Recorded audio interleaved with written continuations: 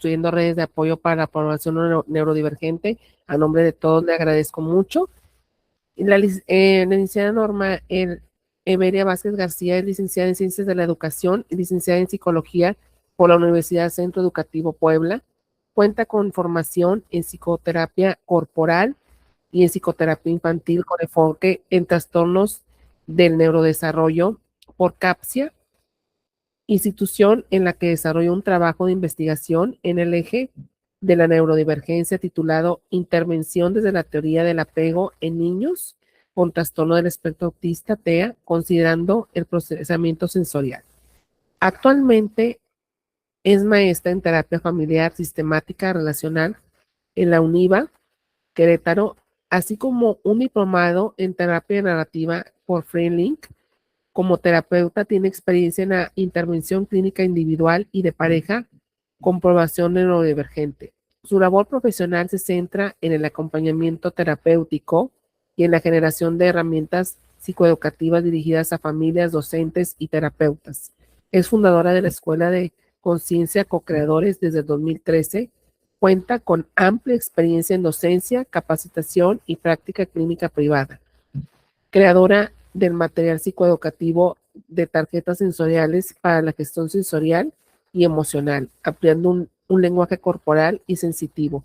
Bienvenida, licenciada. Muchas gracias por la presentación, Malu. Con mucho gusto les voy a compartir mi ponencia. Solamente compartirles que soy maestrante actualmente de terapia sistémica familiar. ¿Okay? Y es justo lo que les voy a ir compartiendo. Denme un segundito para compartir mi presentación.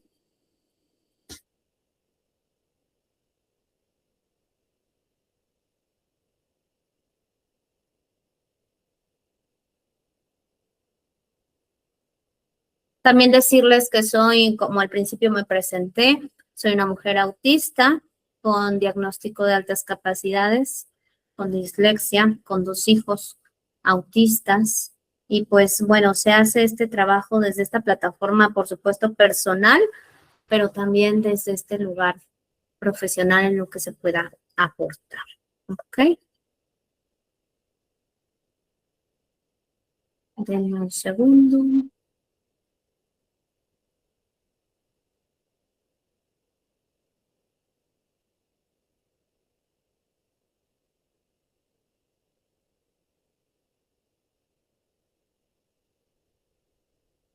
Bien, vamos a hablar de la terapia narrativa para parejas neurodivergentes desde una mirada neuroafirmativa.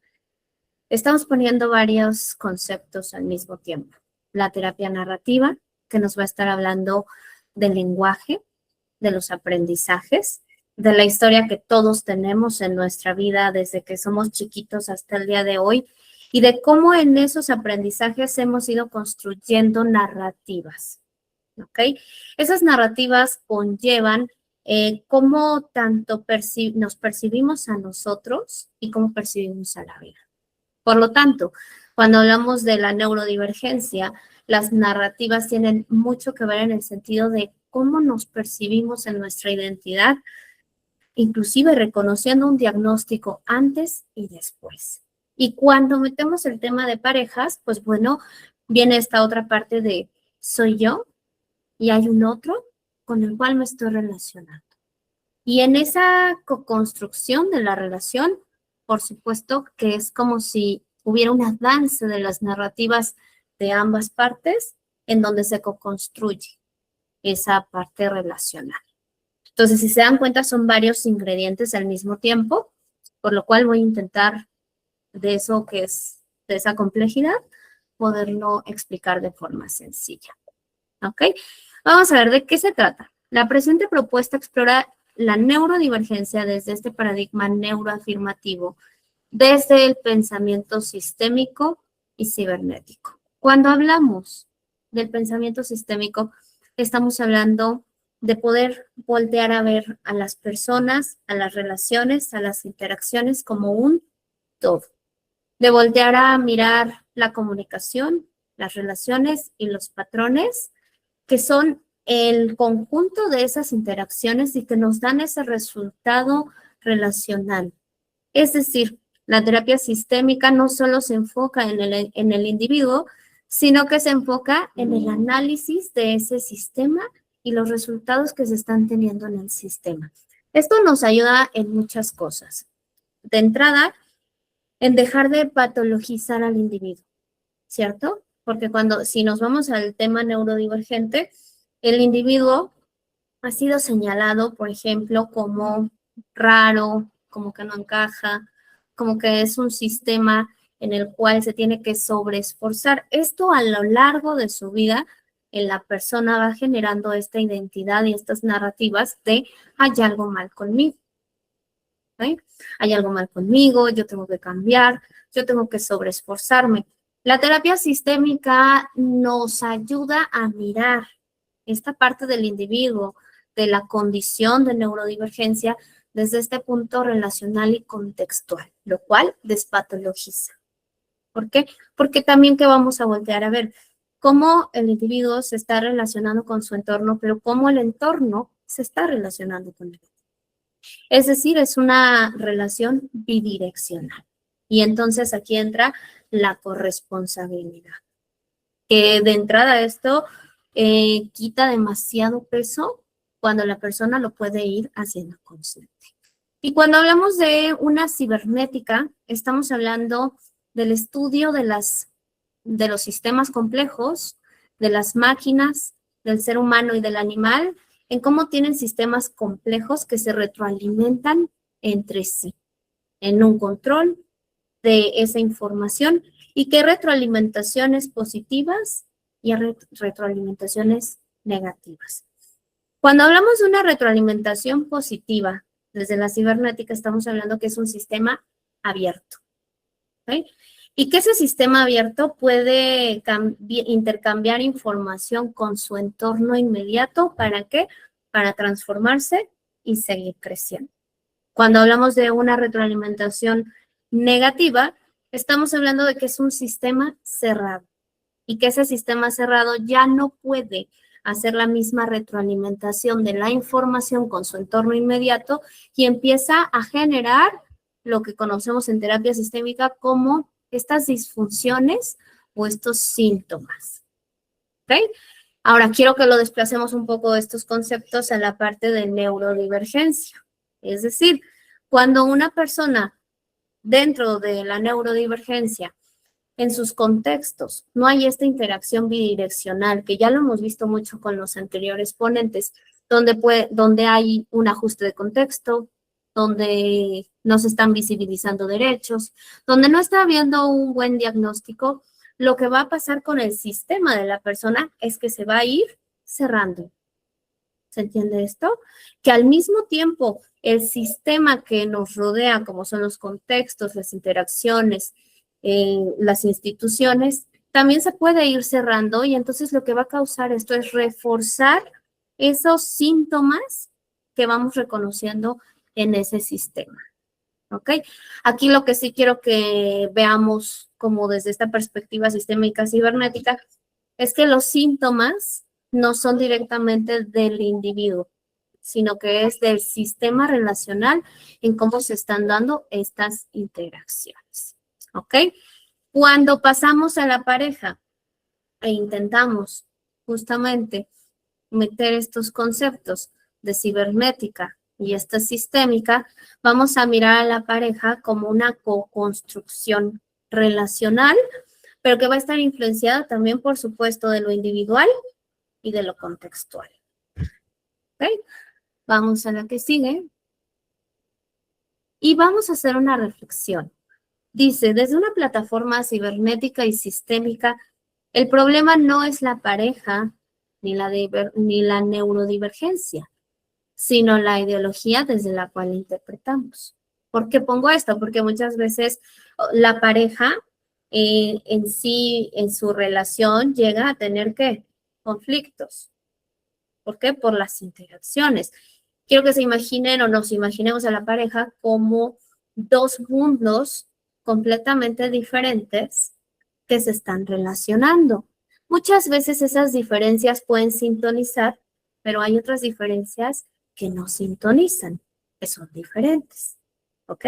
Cuando esto pasa, entonces surge el conflicto. Viéndolo desde esta perspectiva, el conflicto no es algo negativo. ¿Por qué? Porque el conflicto nos está marcando esa diferencia. Yo quiero, no sé, como en un ejemplo, yo quiero ir a viajar a algo muy sencillo, a Italia y tú quieres ir a viajar a Japón. ¿Qué va a haber? Un conflicto de intereses, ¿cierto? El problema no es ese.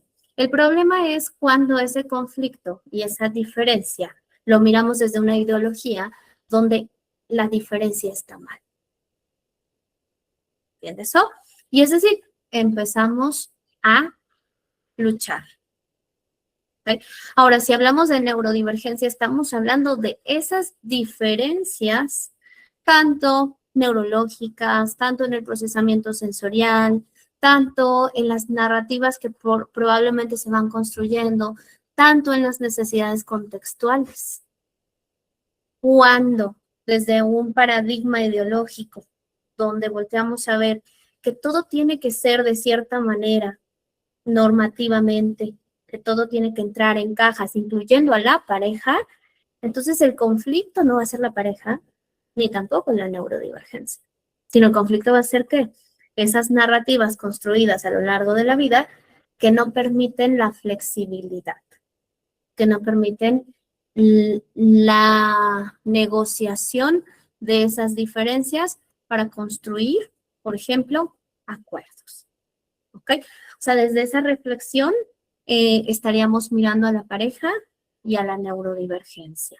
Les voy a dar esta cita que dice: un sistema cerrado, al operar únicamente sobre los resultados de sus propias operaciones, no recibe información correctiva del exterior. La retroalimentación se vuelve autorreferencial y el sistema solo puede reproducir sus propias regularidades. Von Forester es de los pioneros en cibernética, ¿ok? Vamos a traducir esto. Es decir, nos habla de que cuando el sistema se cierra, puede ser un sistema de una persona, un sistema de pareja, un sistema familiar, un sistema educativo. ¿Me explico? Hay muchos sistemas. Cuando un sistema se cierra, ya no se puede retroalimentar correctamente. Y entonces esto hace que el sistema solo esté en autorreferencia. ¿Ok?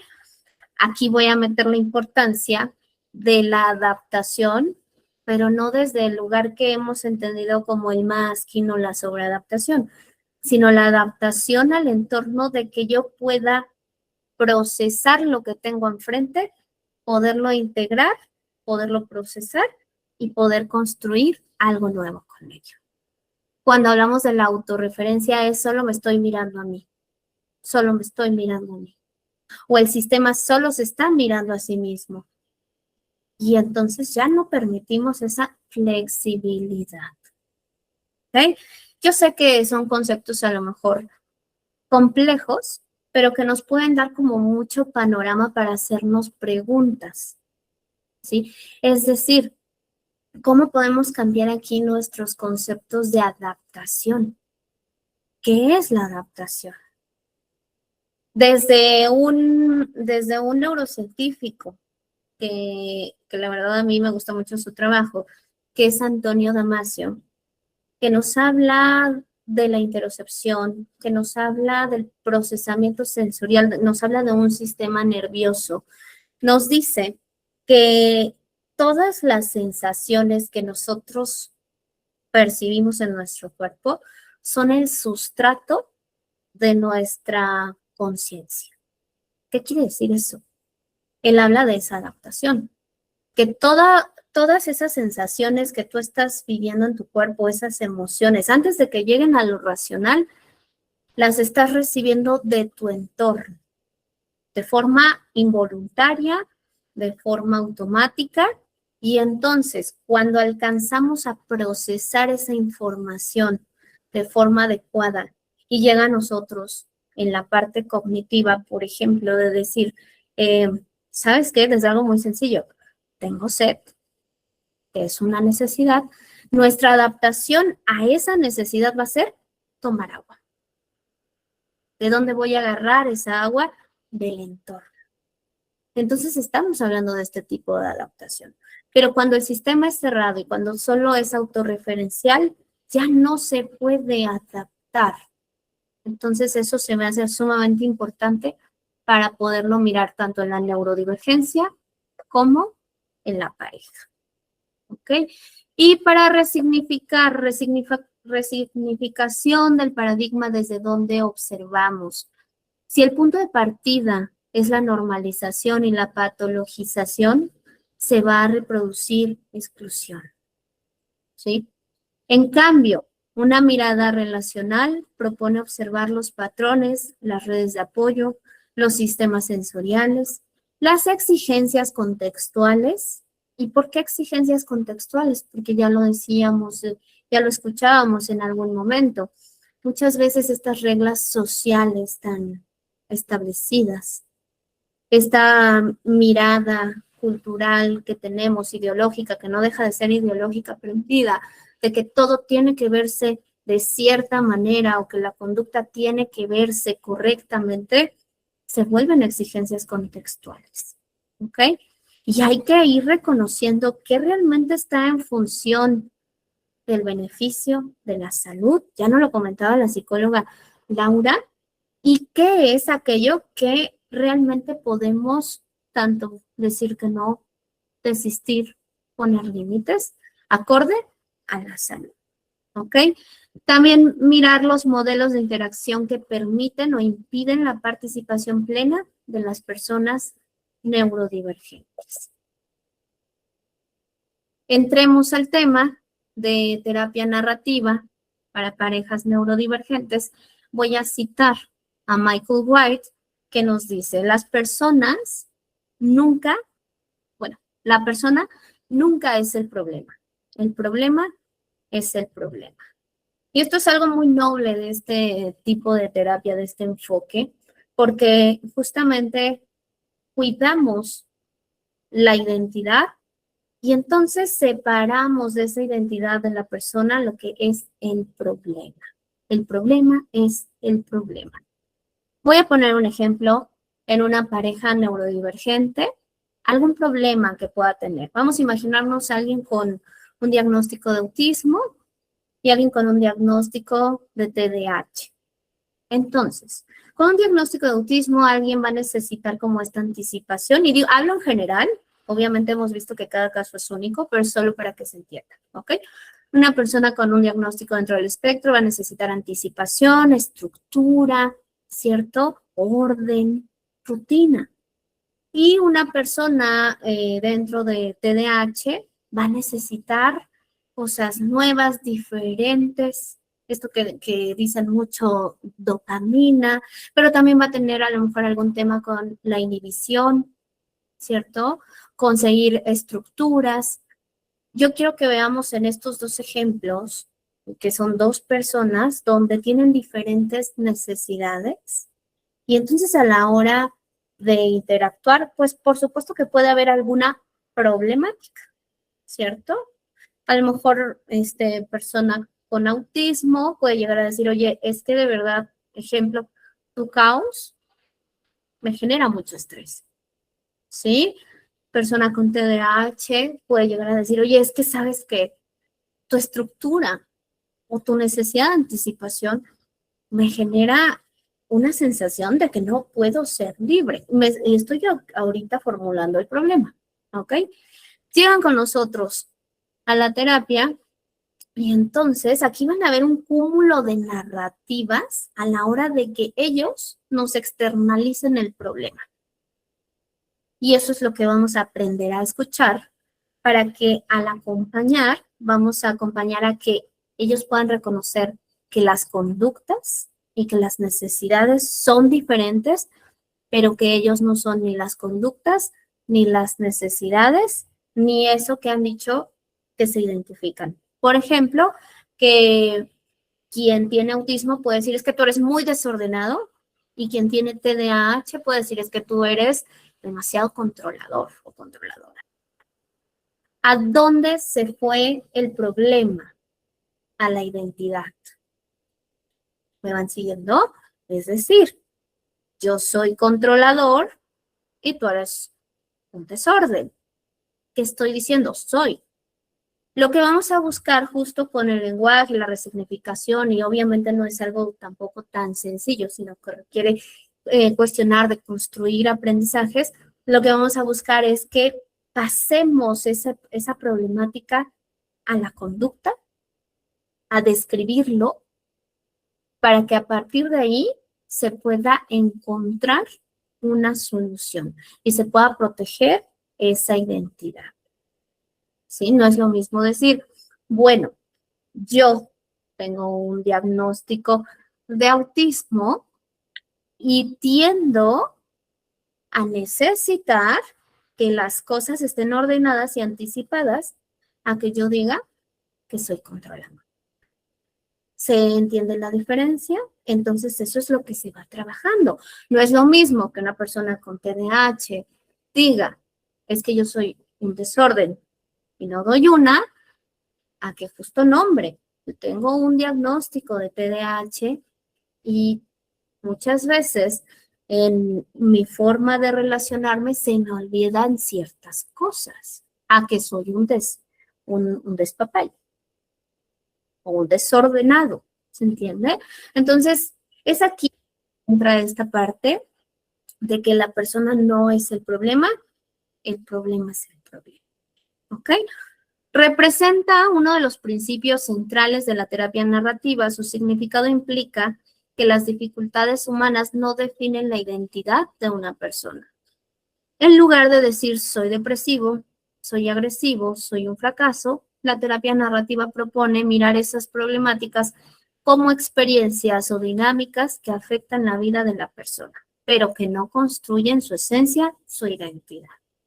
A este proceso se le llama externalización. Consiste en separar el problema de la identidad de la persona para que la persona pueda relacionarse con él desde una posición más consciente y menos culpabilizante. Y entonces aquí va a entrar la relación que se tiene con el problema. ¿Qué relación tengo con el problema? Si el problema está dominando mi vida o la de la pareja, o si lo ponemos sobre la mesa para externalizarlo y a partir de ahí podamos tener agencia para ir cuestionando, preguntando, externalizando, comunicando lo que ese problema nos hace sentir o lo que nos gustaría para resolver ese problema. Entonces vamos desplazándolo de cierta manera de la identidad hacia lo relacional, hacia la dinámica, hacia los patrones para que pueda solucionarse. Ahora, muchas personas que escuchan terapia narrativa piensan inmediatamente que es solo escribir. ¿Okay? Y pues bueno, puede ser una de las técnicas, pero en realidad terapia narrativa es muchísimo más profundo porque su base viene del lenguaje. Es decir, nosotros desde que éramos chiquitos aprendimos un lenguaje y ese lenguaje trae significados, significantes. Y a través de esos significados y significantes nosotros vamos construyendo nuestra identidad y nuestras realidades y cómo percibimos el mundo.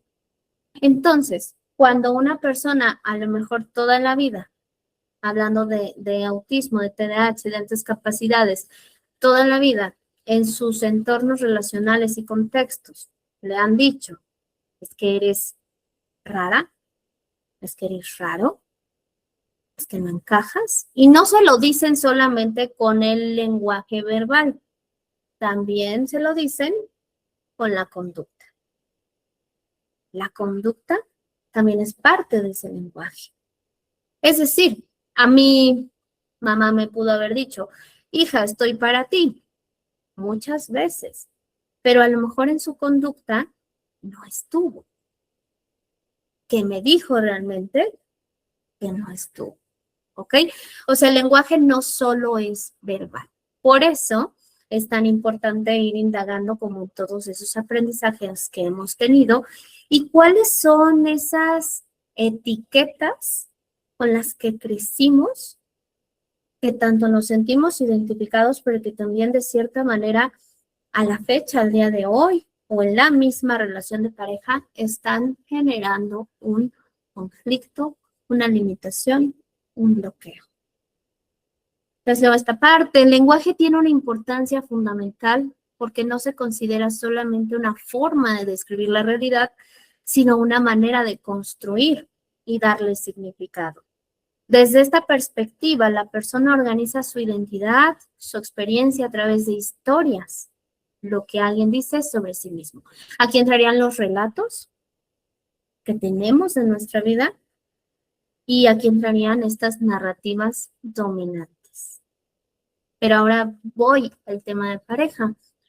Vuelvo a que son dos personas con diferentes aprendizajes, con diferentes familias de origen, dos personas que estamos hablando que son neurodivergentes, que traen experiencias diferentes, inclusive de su propia condición, y entonces el trabajo con terapia narrativa es ir reconociendo esos relatos al respecto de sí mismos y de la relación. Y detrás de esos relatos vamos a ir reconociendo creencias, narrativas dominantes. Ahorita explico las narrativas dominantes. Y las narrativas dominantes nos van a decir, la narrativa dominante privilegia aprendizajes y significados sobre otros, pero al mismo tiempo eclipsa aprendizajes, significados y alternativas. Aquí entra lo interesante. Voy a dar ejemplos de las familias. Todos venimos de una familia de origen, todos crecimos con estas narrativas, solamente hay que reconocerlas. Y vamos a imaginar que la familia Rodríguez crece con ciertos discursos de nosotros somos valientes, nosotros lo podemos todo. Y esto puede ser implícito o explícito. Es decir, implícito en la conducta, los rituales, lo que se vivió, cómo se afrontaron los conflictos. Somos valientes. También se puede reforzar con el lenguaje verbal, donde la familia diga, en las familias, en las reuniones familiares, nosotros los Rodríguez somos así. Estas son narrativas dominantes. ¿Qué privilegia esta narrativa dominante? La valentía, la capacidad de afrontar las situaciones, las adversidades, ¿cierto? Pero ¿qué estaría eclipsando en esa familia? Probablemente estaría eclipsando todo aquello que tenga que ver con emociones displacenteras, miedo, enojo, coraje, todo aquello que no sea valiente. Y las personas crecimos de esas formas. Ahora, llegando al punto actual, donde decimos me doy cuenta que ya de forma individual yo reconozco ciertas narrativas dominantes, por ejemplo, de tengo que ser valiente, el cuestionamiento es, ¿qué es lo que no me he permitido hasta el día de hoy por este aprendizaje? A lo mejor es ser más vulnerable, a lo mejor a pedir ayuda, a lo mejor a parar cuando realmente necesito, cuando algo me ha sobrepasado. Y entonces empezamos a encontrar relatos, narrativas alternativas, que de entrada a la persona le van a generar cierto alivio por todo lo que conlleva el aprendizaje. Imagínense que en un entorno o en el entorno terapéutico se valide aquello que por mucho tiempo ha sido negado. Y esto aplica, por supuesto, para todo el tema de la neurodivergencia. Aquello que ha sido negado muchas veces en la neurodivergencia es ser quien tú eres sin necesidad de hacer ese masking. ¿Para qué? Para encajar.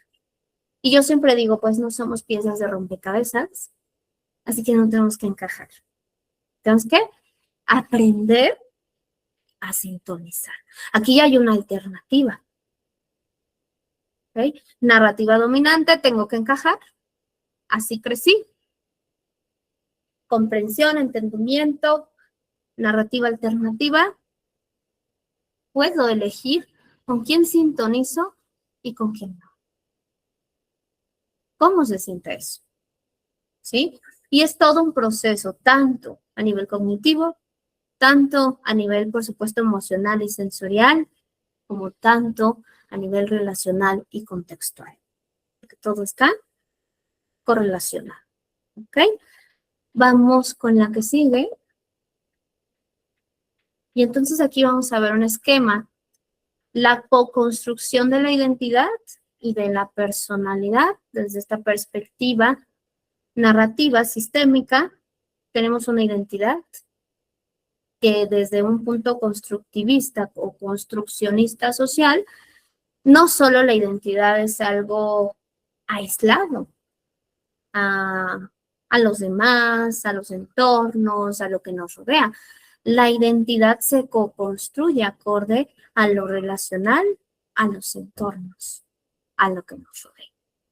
Y algo también bien importante es que la identidad y la personalidad no son un producto terminado, sino que siempre el ser humano en su presente tiene esa posibilidad de ir reconociendo que ha construido para darse la oportunidad de esto que estamos diciendo, de cuestionar, de reflexionar, de analizar, de deconstruir.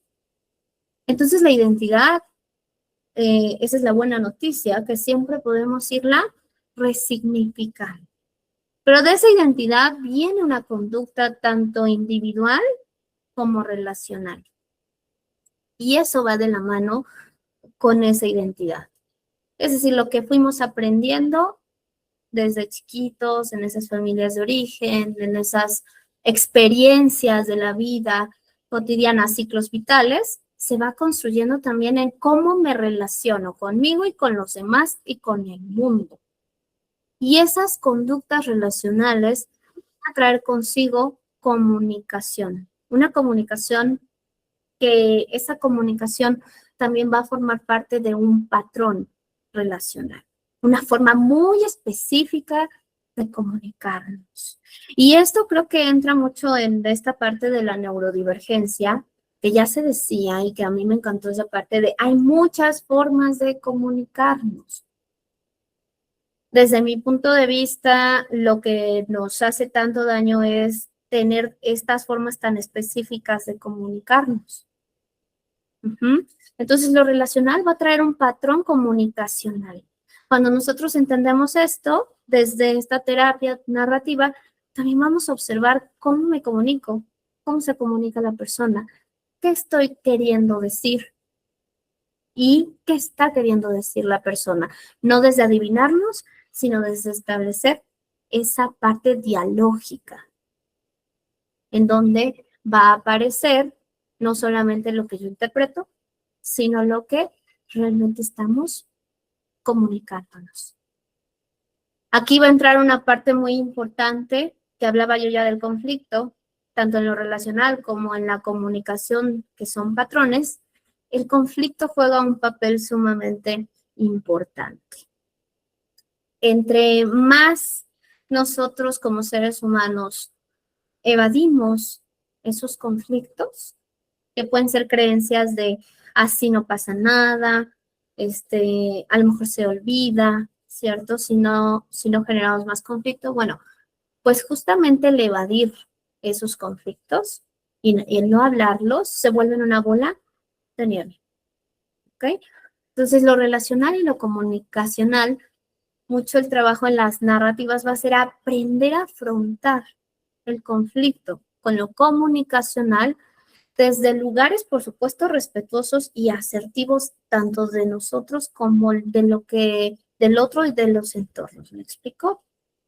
¿Cómo es esto? Construyendo nuevas formas de comunicarnos, ya sea en lo verbal, ya sea en lo no verbal, ya sea escrito, hay muchas formas.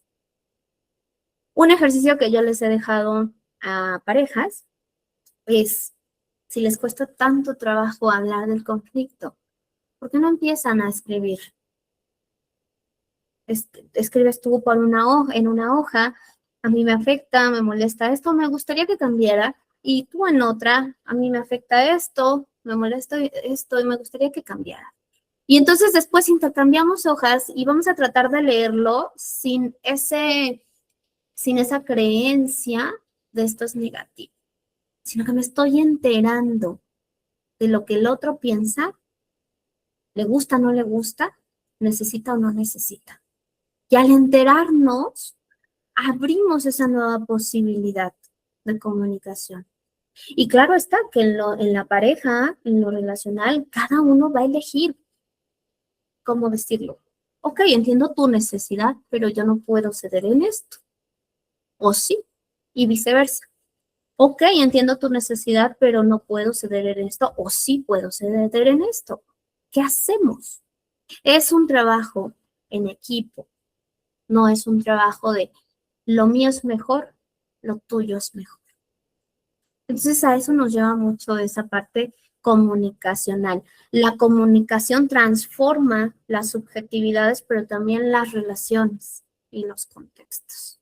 Y si nos vamos desde una parte de autismo, una parte de TDAH, que sabemos que la comunicación va a ser diferente, si lo vemos desde un procesamiento sensorial que va a ser único, pues entender, por ejemplo, ese procesamiento sensorial y entender cómo que la persona vaya entendiendo cómo se comunica, esto le van a dar herramientas a la persona para generar esas nuevas comunicaciones. Ejemplo, oye, ¿sabes qué? Yo, por ejemplo, tengo sensibilidad auditiva, entonces puedo comunicarlo, ¿sí? ¿Sabes qué? El ruido, ¿le podrías bajar tantito, por favor? ¿Me explico? O sea, podemos abrirnos como a esa, acepto mi necesidad, acepto mi condición, acepto que a lo mejor soy muy sensible al ruido, no me voy a forzar. Y ya lo decían hace ratito, también cada persona va a saber en el autoconocimiento y en el acompañamiento hasta dónde sí, hasta dónde no. Y eso pues va construyendo justamente otro tipo de narrativas. ¿Ok? Nos vamos a lo contextual y nos vamos a lo sociocultural. Tan importante que todo esto esté visto en el sistema. ¿Ok? En lo contextual, pues va a ser todo lo que nos rodea, van a ser nuestros ciclos vitales, qué estamos viviendo hoy, qué edad tenemos, ¿sí? Por ejemplo, si alguien se va a casar, si alguien se va a ir de viaje, si alguien se cambia de ciudad, si alguien está embarazada, ciclos vitales. ¿Cómo esos ciclos vitales también transforman nuestra subjetividad y nuestra parte relacional, nuestras necesidades? Todo esto lo vamos mirando. ¿Qué creencias, qué aprendizajes, qué narrativas tenemos que a veces no nos dejan flexibilizarnos? Ejemplo, y a mí me ha pasado a lo largo de mi vida, de que soy una persona muy dinámica, siempre me gusta estar haciendo cosas. Y cuando me ha tocado justo parar por ya sea embarazo, ya sea situaciones de salud, es como de, yo quiero seguir. Y entonces, ¿cómo hacemos esos cambios? Con conciencia. ¿Dónde estoy? ¿Qué estoy viviendo?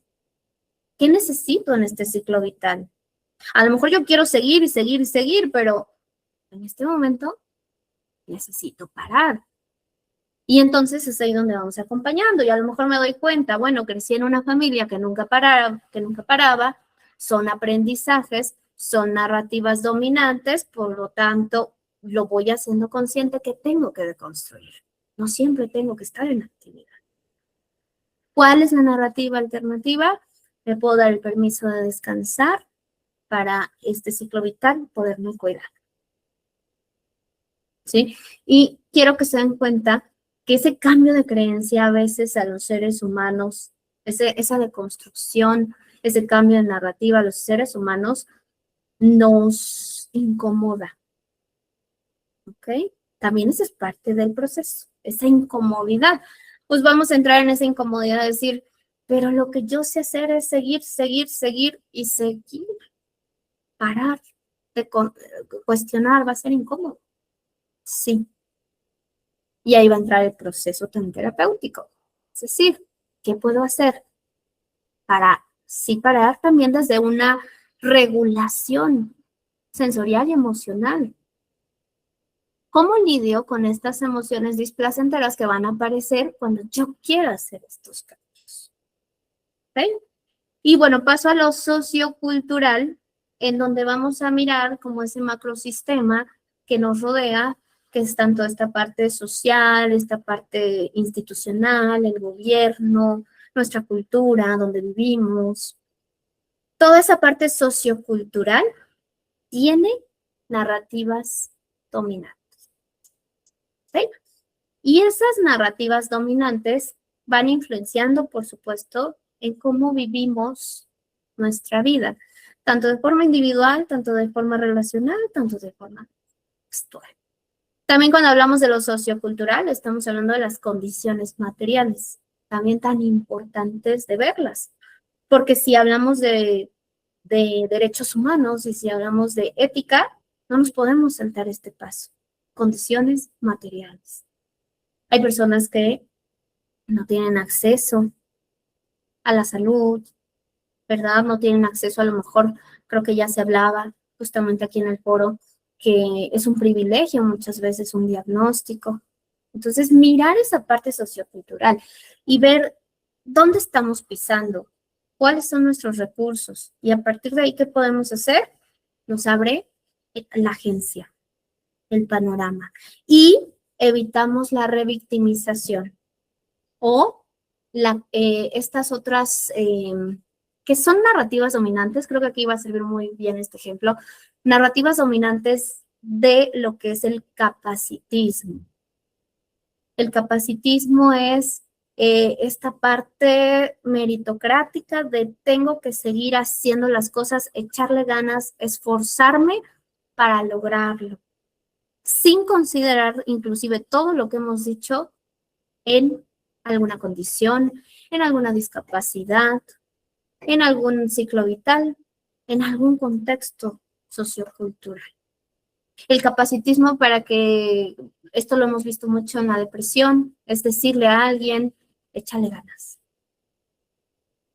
Entonces, en el momento que nosotros como terapeutas, como también madres, padres, familias, no alcanzamos también a ver estos factores de una forma no voluntaria, podríamos estar cayendo en invisibilizar esas necesidades, esos derechos, etc. Entonces, narrativas dominantes, comunicación, lenguaje, pareja, ¿sí? Para estudiar la pareja desde esta perspectiva, tendríamos que estudiar todo esto que estamos diciendo, tanto de forma individual cada uno, irlo reconociendo, y luego en cómo lo construyen en la relación. ¿Ok? Déjenme ver el tiempo. Denme un segundito.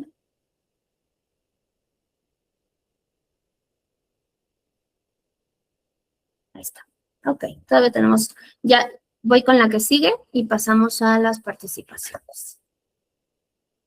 Y bueno, si hablamos de lenguaje, sería importante en esta parte de neurodivergencia, de pareja, de familias, que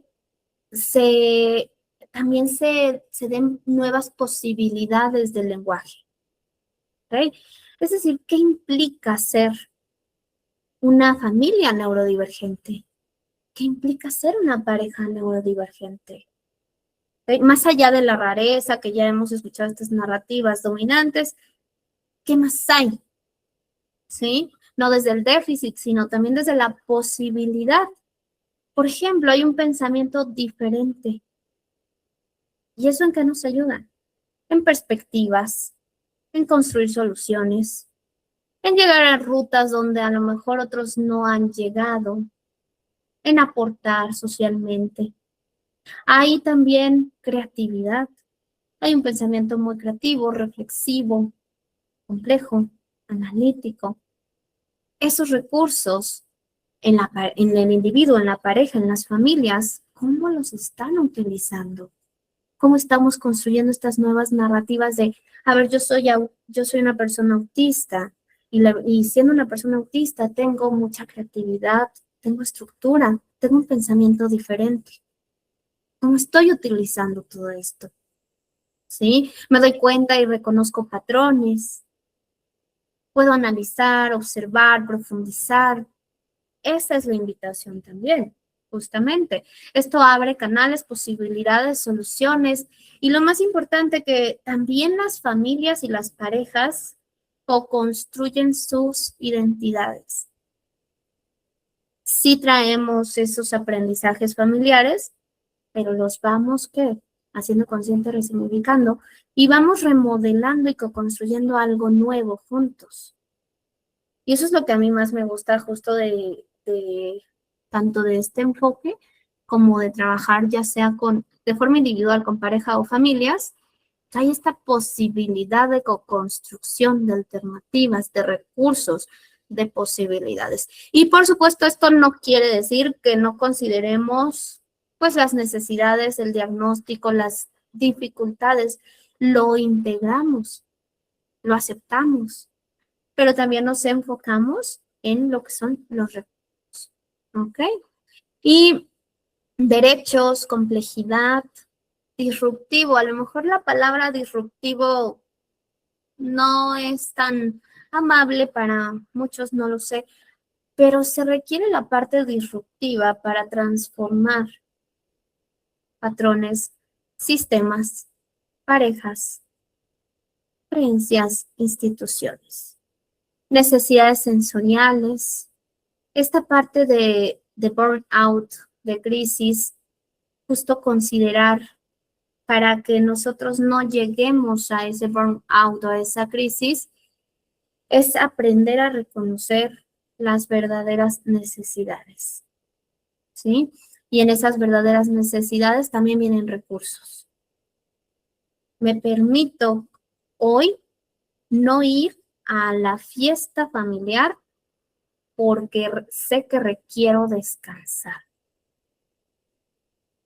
O me permito sí ir, pero con mis recursos, con mis estrategias, y en el momento que sienta yo que es suficiente, me retiro.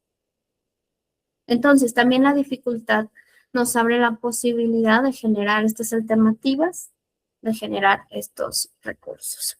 Contextos respetuosos y algo ya para que yo vaya finalizando, algo que me gustaría dejarles en estas alternativas de las narrativas, es que los contextos los co-construimos. No quiere decir que nos inventemos la realidad, sino que justo en lo relacional, justo en las narrativas, justo todos los días en la rutina, nosotros co-construimos contextos. Y es ahí donde nos podemos enfocar mucho en la neurodivergencia, en las parejas, en las familias. Es decir, al reconocer las verdaderas necesidades sensoriales, emocionales, contextuales, todo lo que vimos hace ratito, entonces con nuestra propia interacción y nuestras rutinas, ¿qué contextos vamos a construir? Y doy ejemplos. Los ritmos de las familias neurodivergentes son diferentes. Cuando nos damos cuenta de esto y lo aceptamos, entonces nos quitamos esa carga inmensa de que, de que tengo que ser como me dijeron que tenía que ser, como el vecino, como la parte normotípica me lo dice, y empiezo a construir a través de reconocer el propio ritmo de la familia o de la pareja, el propio contexto. Rutinas. ¿Qué nos hace bien, qué no nos hace bien, qué queremos? ¿Sí? ¿Cuáles son nuestros acuerdos? ¿A dónde vamos, a dónde no vamos, a dónde viajamos, a dónde no viajamos? ¿Queremos tener hijos? ¿No queremos tener hijos? Eso es una co-construcción justamente de contextos. Y bueno, ahí acompañamos justamente los terapeutas familiares. El tema es súper amplio, traté de resumirlo. Muchísimas gracias. Abro como el diálogo, te hace preguntas, comentarios. Adelante, por favor. Muchas gracias.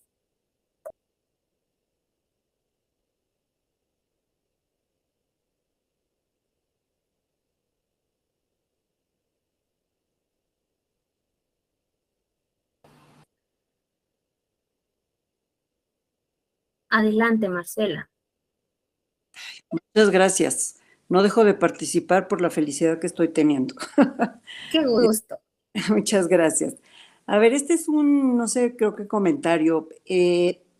Yo respeto las diferentes profesiones, pues, evidentemente, pero yo traigo ahorita como un conflicto con el grupo de personas en terapia ocupacional que desde mi perspectiva se han adueñado de lo que es la integración sensorial, ¿no? De este concepto de aires y demás. Entonces, justo cuando estaba Anita exponiendo también y viéndolo desde la parte legal, y no sé, de pronto siento que como profesionistas deberíamos poner un poco una alerta aquí en que un concepto de salud mental no puede ser exclusivo de una profesión.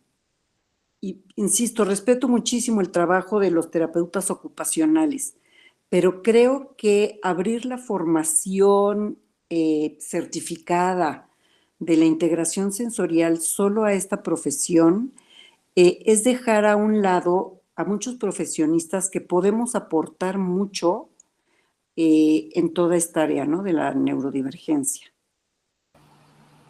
Ok. Gracias, Marcela. Y bueno, mira, desde aquí yo te podría comentar que es indispensable el trabajo en equipo, como estamos viéndolo sistémicamente, o sea, de hecho los profesionales formamos un sistema, parte de esos sistemas, es decir, el psiquiatra, el neuropsicólogo, el psicólogo, el neuropediatra, ¿sí? Terapeutas ocupacionales, el psicoterapeuta, los diferentes enfoques que hay, pero no solo eso, también la parte legal, social, la parte política.